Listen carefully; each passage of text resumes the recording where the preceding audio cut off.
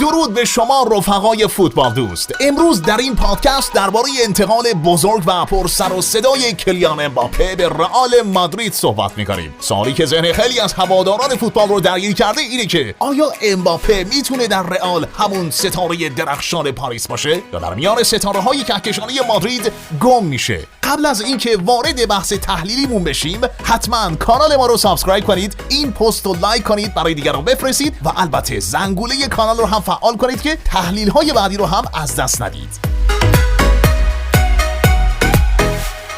خب بیایید اول نگاهی بندازیم به نقش امباپه در پاریس سن ژرمن. اون توی پاریس یه نماد بود، بازیکنی که تقریبا همه توپ‌ها به سمتش میرفت، رهبر خط حمله، گلزن اصلی و بازیکنی که همه نگاه‌ها روش بود. اما در رئال مادرید همه چی فرق داره. اینجا تیمی داریم که ستاره‌ها یکی پس از دیگری درخشیدن و خاموش شدن، از کریس رونالدو گرفته تا بنزما و حالا وینیسیوس، بلینگام و رودریگو. پس سوال اینجاست که آیا امباپه میتونه خودش رو با سیستم آنچلوتی وفق بده؟ آیا از نظر ذهنی آماده است که دیگه همه توپ‌ها واسه اون نباشه؟ از نظر فنی پاسخ مثبته. امباپه توانایی بازی در چند پست رو داره، از بال چپ گرفته تا مهاجم مرکزی، سرعت، تکنیک، گلزنی همه رو داره. اما بزرگترین چالشش مدیریت نفس و ایگوشه. در رئال تو باید در خدمت تیم باشی، نه اینکه تیم در خدمت تو باشه. و البته از نظر رسانه‌ای هم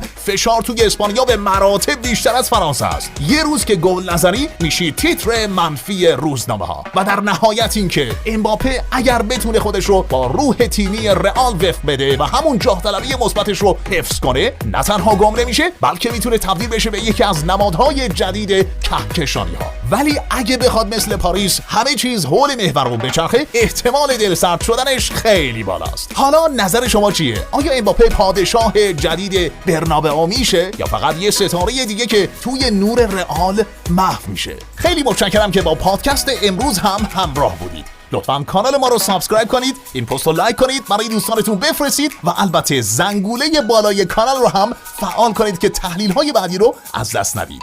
تا درودی دیگر و تحلیل بعدی، بدرود.